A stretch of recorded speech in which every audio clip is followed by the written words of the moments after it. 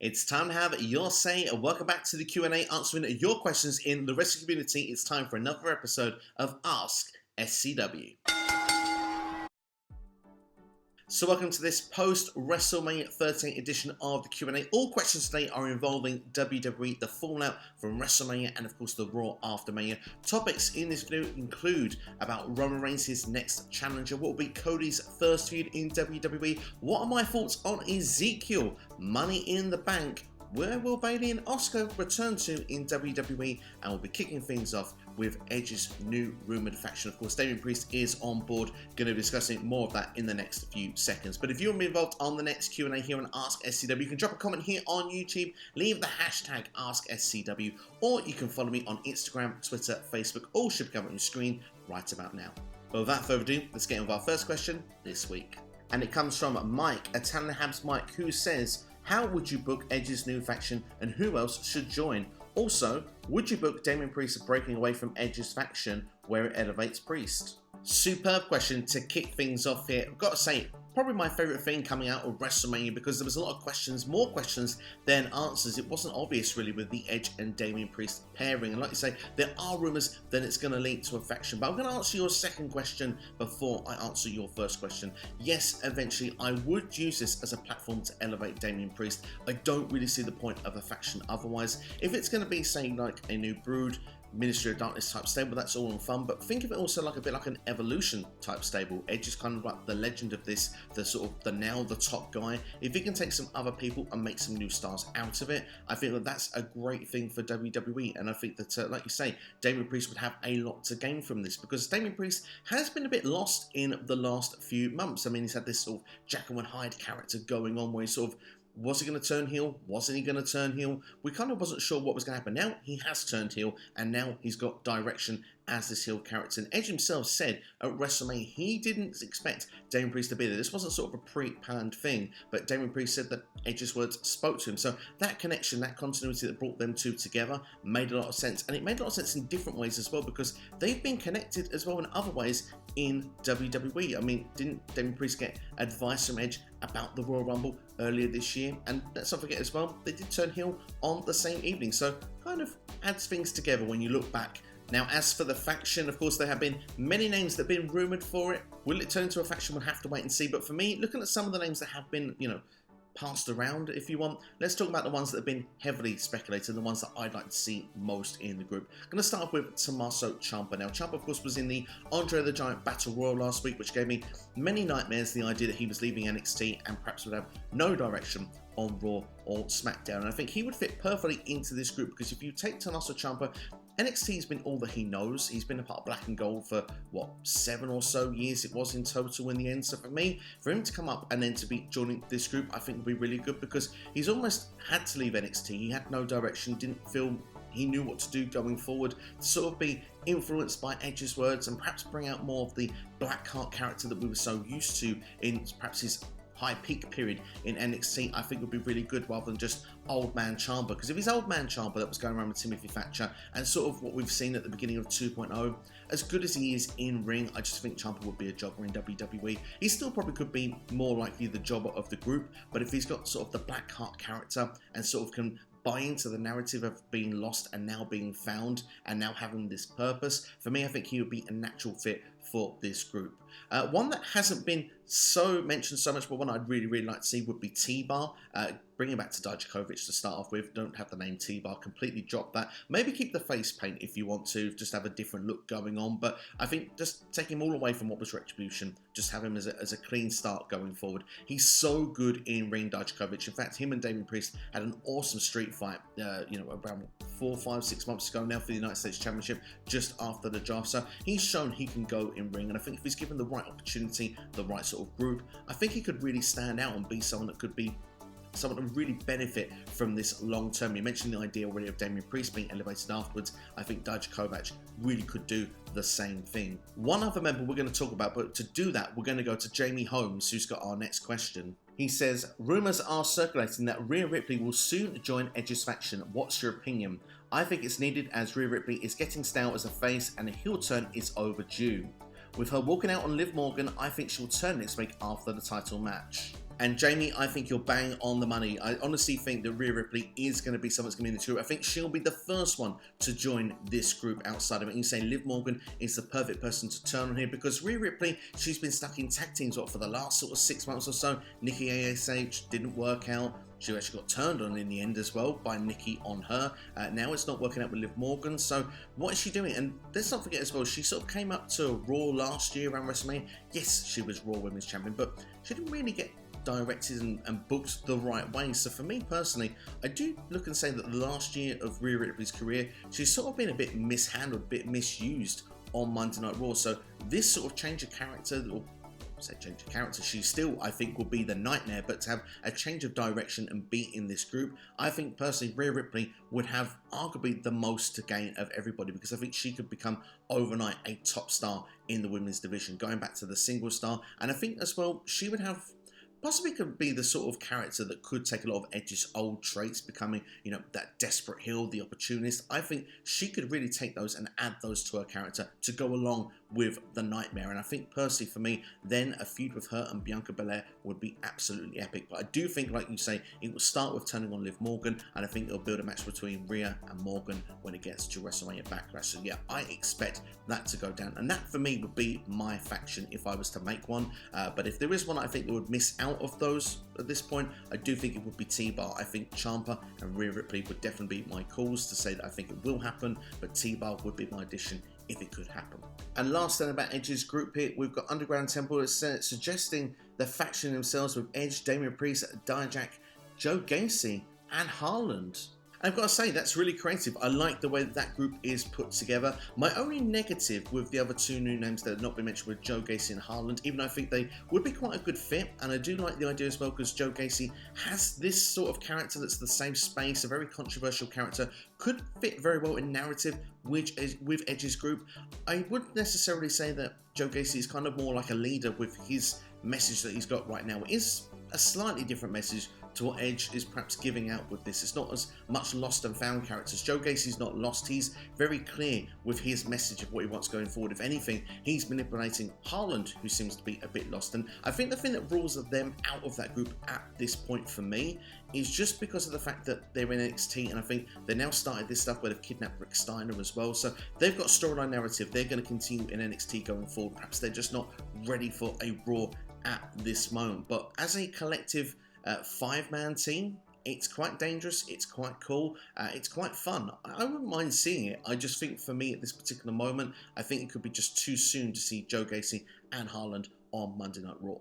Wrestling by Wardrobe, our next question now. Early picks for both Money in the Banks. Great question, and arguably the next big pay-per-view on the WWE calendar, of course, taking place in early July this year. I've got a couple of picks for both at the moment. I think Austin Theory would be a standout for me. It feels like he is destined to be a future WWE World Universal Champion, whatever they're going to do now with this unified title situation. But I think Austin Theory is going to be the face of WWE for many, many years to come. So I think he is a good shout for the men's Money in the Bank ladder match. And I think Cody Rhodes will be another name you could throw out there as well. Although we're talking more about Cody very, very shortly. I think if I had to predict one of the two right now, I think Austin Theory would be a better selection. I prefer heels to hold the Money in the Bank rather than baby faces. As for the women, earlier this year I suggested Liv Morgan as being a good candidate. I think it would be the best way for her to win a world championship, would be a feel-good moment as well. And I think a lot of people got behind her around Money in the Bank last year, so good continuity with storytelling if she was to win it. But again, for being my actual selection at this point, I'm going to go for a heel, and I've already mentioned it in this video. Rhea Ripley, I think she'd have the most to gain. Turning heel as well gives that heel narrative with the briefcase. Being a part of Edge's faction, who knows more about Money in the Bank cash-ins than Edge. He's done it on a couple of occasions in the past, being the ultimate opportunist. If Rhea Ripley can get that opportunist to go in with her character as well, I think there'll be a lot to gain, and I think you can do a lot of fun things with that narrative. So for me personally, Rhea Ripley would be my other selection of who I think will win Money in the Bank this year at this moment. Next question comes from Martin Lorenzo Carrillo, saying, with Cody Rhodes being able to speak more freely than any other talent in WWE, did Cody Rhodes open doors that were closed for WWE, and how can it help future signees? Well, like you say, Cody's been able to speak quite openly, quite freely since coming to WWE. He's done a number of interviews as well, saying he's got the deal he wants as well. The fact that he didn't want to see Stardust ever again. It feels like we're very transparent with what we're getting with Cody. And I really like that because you feel more realism in the character and the person that's being portrayed here on TV. When it comes out, I see a lot more genuine feelings from what's coming from him, and I'm taking it in the same way as well. So for me personally, this is doing big things for Cody Rhodes, and I think it's going to push him towards the top of the ladder. He's not here as a joke this time. We're not going to see Stardust again. I think that is a thing of the past. Maybe we're past dashing. We're seeing moustaches. I think they're all gone. Cody Rhodes is the American Nightmare. We've got the full AEW incarnation of Cody. Arguably, you could say the 2016 incarnation before AEW. What we got with Ring of Honor, what we got with New Japan. Cody Rhodes reinvented himself and he made himself a big deal. And someone else that did that when they left the company last time was Drew McIntyre, who's gone on to become a top guy in WWE. I think Cody will do the same. But like you say, with the freedom of speech, I really, really like it. And I do think it does give more leverage to people that we're signing in future. And it shows that if WWE really, really wants you, I think there is a way that people will be able to get around and get the deals that they want to be done. I think especially if you're coming from a competitor at this point, I think that leverage does go in your favour. And I'm thinking about people like MJF, Jade Cargill's, Wardlow's in the future. Which takes us nicely to our next question from Jonesy Chats Wrestling. If your Tony Khan is fear of losing MJF or Jade Cargill impacting how you present those characters, and what WrestleMania matches would you have liked to have seen instead of what we had? Interesting stuff. We'll continue on then on the other side from Tony Khan, how he would be thinking. For me, you don't stop pushing the talent that you've got. You still push them to the forefront. AEW is doing good things, doing very cool things, bringing the fun factor to wrestling once again each and every Wednesday, and arguably, in my opinion, probably put on the best television product. So for me personally, looking at it, Tony Khan should continue what he's doing. But one thing you should look at is that talents will have an eye on what's going on elsewhere, and if one or two talents that you've mentioned, MJF, Jade Cargill, are looking at, say, the Cody Rhodes situation in WWE, going, well, hang on, he's not being presented as a joke. Maybe the grass is greener on the other side. Maybe I can get a better deal, better money, better sponsorships, more freedom to say whatever I want on that side as well. Maybe it's worth giving it a go. But for Tony Khan, he can turn around and say, well, look, these talents, let's take MJF, for example, has a contract till 2024. Don't wait till that contract's going to run out. Renew it now. Get those talents tied down long-term to your company, and you can continue to push them without any fears or worries that they're going to leave you in 1 to 2 years' time and go to WWE. Of course, it's a bit of a concern if those talents then turn around and say, well, hang on, I don't want to sign a new deal at this point. I'm going to wait and explore my options and see what's going on when my contract expires. Then maybe you might think, well, maybe I should change things up a bit. Maybe MJF should be, mid Jay Freeman rather than main event Jay Freeman at this point. Maybe Jade Cargill shouldn't be undefeated for a whole run in AEW. But you see how things progress and you see how things go. As for WrestleMania, it's very difficult to say what matches I would have changed instead, because actually when I look at the shows overall now, I actually really enjoyed this year's WrestleMania. I think it's probably the best one we've had for a number of years, probably the best since WrestleMania 31. But one thing's for sure, I definitely would change the Lashley and Omos match. For me personally, Omos for me is not shouldn't have been a one-on-one WrestleMania match, particularly when you put the likes of Ricochet, Finn Balor that could have been on this card instead. So what I probably would have done, I would have added Lashley to the main event in some fashion, because he got screwed out of his championship match. That way the triple threat match, I think, would have just added something, although I understand that this was what WWE has tried to give us for 7 years with Roman and Brock. It's good they finally got to do it and we can finally move on after so many years. But Lashley in a triple threat in the main event would have perhaps made a bit of sense for me, but I also think as well, like I say, adding Balor and Ricochet on this card, maybe Ricochet could have done a ladder match in tribute to Scott Hall. I'd have liked to have seen that as a nice touch. I think when Booker T suggested that, I think that was really, really good. Finn Balor perhaps could have faced Damian Priest on night 1 and then could have actually joined Edge on night 2. That could have been an idea. Or in worst case scenario, you could have done champion versus champion, Ricochet versus Balor. You know they would have torn the house down for the time that they were given. Next question comes from Main Event Chris. Who do you think Cody's first WWE feud will be with? Really good question, this one, because there's so much potential since Cody has returned of what directions WWE may want to take him with. He's made his intentions very, very clear straight off the bat on Raw this week that he is here to win the World Championship. But for me, it should be a marathon, not a sprint. That's what I'm going to say very early doors to that. So Roman Reigns, for me, shouldn't be the first guy he should go for. But Seth Rollins gave the handshake kind of endorsed Cody on Raw as well. Do they want to have some friendly competition, or perhaps maybe we even have a program and match rather than just surprise and match? Certainly that door is left open if they want to explore it. And of course, if you go to the dark match after Raw went off air this week, Cody Rhodes was involved in that against Kevin Owens. Now, Kevin Owens, of course, WrestleMania main eventer, all excuses in the book for losing to Stone Cold Steve Austin. Could perhaps have a bit of an issue that Cody's here. Maybe he's got an issue as well that Cody beat Seth Rollins. Let's forget KO and Seth are meant to be friends right now. Are WWE going to quietly drop that friendship going forward? I don't think they should. I think they should actually explore that further and actually see if Seth is turning face at this point. The fact that he's sort of accepting of Cody. Kevin Owens can be like, well, what are you doing? Cody came in and spoilt your WrestleMania moment, just like Steve Austin spoilt mine. And perhaps you can transition that rivalry then going from Cody to KO, and then maybe as the year progresses further, KO against Seth Rollins. But for me, if I was to give you an answer to what I think it would be, I'm going to go with that last one. I think Cody versus KO, Kevin Owens, will be the first feud that Cody has on Monday Night Raw in WWE. Next question coming from Anthony New. Now that Roman Reigns is a double champion, who do you think will be his first challenger? Really interesting question, this one. We're going to find out on SmackDown this week, which makes me think it probably is going to be a SmackDown star. Coming out of WrestleMania, I thought it would be Bobby Lashley, but of course, after Monday Night Raw, MVP turning on him, I think we're looking to a handicap match of Lashley versus Omos and MVP going into WrestleMania Backlash, so that rules him out. Cody is on Raw, and we just mentioned in the last question, I prefer a marathon, not a sprint, although we see Cody on Raw this week. Perhaps maybe he could go with the SmackDown. We don't know the freedom of the deal Cody has right now. But as I say, I prefer it to not be Cody at this point. I think the logical choice right now, even though Seth Rollins could insert himself back in, has gone over the SmackDown before to challenge Roman, I though still think it could be Drew McIntyre. So with Drew McIntyre, I think a lot of people will be already saying at this video right now, well, hang on, what about SummerSlam? What about the UK event later this year?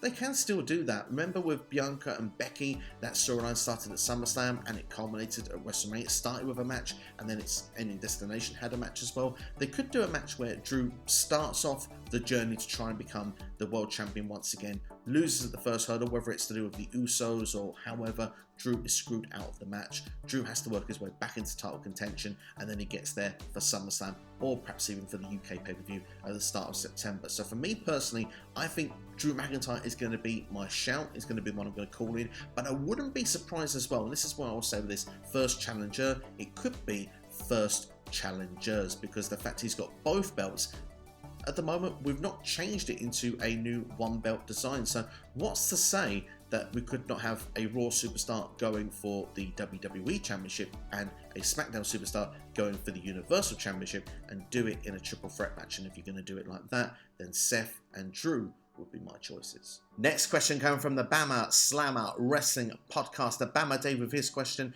In my opinion, would I rather see one undisputed championship title that Roman defends across both brands until someone beats him, or keep separate titles and a Money in the Bank winner or challenger beats him for one of them?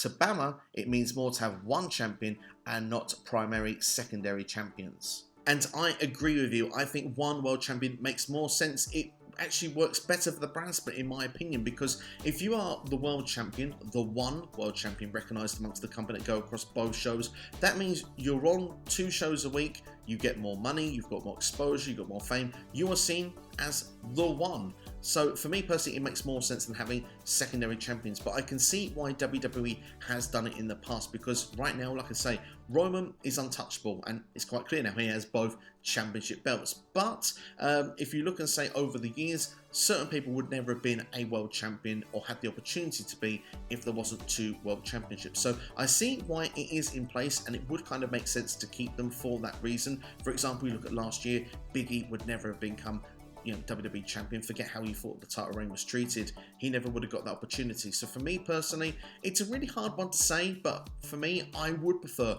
one championship. I don't think WWE though are going to have just one championship. I think if they were going to unveil a new title, I think they would have done it on Raw, but maybe that is the direction on SmackDown. We've got to tune in to SmackDown this week to find out what the next step is for Roman Reigns, so we're going to find out, and I'm interested to see where it's going to lead to. But if I had to predict at this point, I do think we're going to keep both championship belts, and I do think that Roman will probably lose the WWE Championship first if he's going to defend them singularly, but there is a chance that it could be this undisputed thing that are meant to be unified for the time being. But knowing WWE, they'll find an excuse to split them up again in about 3 or 4 months' time. Like say Money in the Bank or whatever excuse they come up with, they'll find a way to split them up again, and we'll just have to pretend all this that happened right now just didn't happen, because it was just to market one big match on one big WrestleMania. That's pretty much why they did it in the first place. So let's see what happens. But for me, I think they will remain as 2 titles in the long run. But hey, anything can happen at this point. And just before moving on as well, not just the World Championship, I do think they should do it with all titles to a certain degree.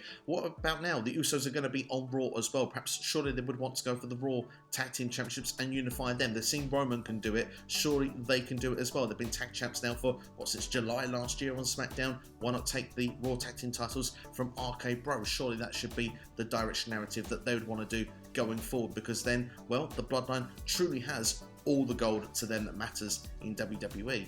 Next question comes from Austin Whitley. Ezekiel, dead on arrival? I've got to be honest, I actually really enjoyed it. I actually thought Ezekiel was hilarious. Comedy characters are very hard to do right, and I think WWE in many years, in recent memory, have got it so wrong. Stuff that I just don't find funny, don't connect to. But Ezekiel this past Monday on Raw, you could see like everyone looked going, what the hell have they done to you? But at the same time, it was really funny because KO just didn't beat around the bush. It's like, you're Elias. You're not Ezekiel. It's like, I'm his younger brother. I just thought the way the whole thing continuity was done together, I thought was hilarious. And I think if WWE can book it right longer than 2 or 3 weeks, I think we can have a real fun comedy character on our hands here, because who's kidding anyone? We know it's Elias. Of course we know it's Elias, but we can have different things of like, who wants to walk with Ezekiel? And he'd be like, what's this catchphrase all about? I'm not into that. Do you play guitar? Do you sing? No, I don't do none of that. That's what my brother does. I don't do any of that sort of stuff. I'm just here to compete in the WWE ring. Just have all that sort of stuff playing off week by week, and people just not buying it, not believing it. I think it could really get over like a Damian Mizdow did in 2015. I really have, I don't know, weird high hopes for a lower card character. Yeah, I suppose if you want to say dead in the water immediately because of the fact he'll never be a world champion, absolutely, it's definitely it's an opening card act at best. But still, if it's something that can get you over in some way, I think why not? Because to be brutally honest, we need to have everyone play the role in WWE TV. It can't be just the main events that we care about.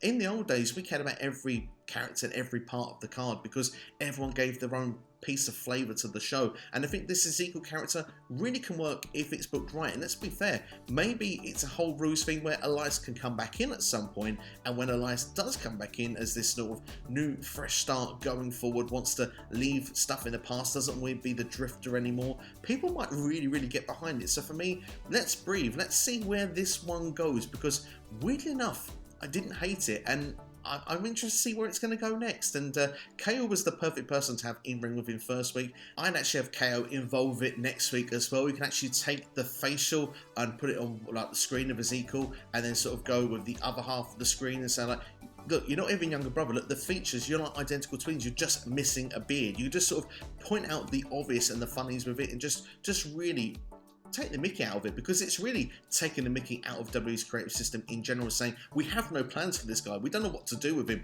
we don't know how to change him, you all know him as Elias, it's going to be hard to move on from that gimmick. So they've just gone, hey, look, let's come up with his younger brother, and let's just poke fun at ourselves with the idea of it. I think actually it could work out to be slightly genius in a non-genius fashion. I think my only really nitpick of it is that maybe they could have a better name than Ezekiel. I think for me, I immediately thought Ezekiel Jackson when I saw it come up on the screen. I thought, hang on, this is a blast from the past coming out now. But hey, look, it was Elias, it's Ezekiel. Let's just go with it. Let's see where it's going to lead to. But certainly, I think it's a lot of fun, and I'm intrigued to see where it's going to go next.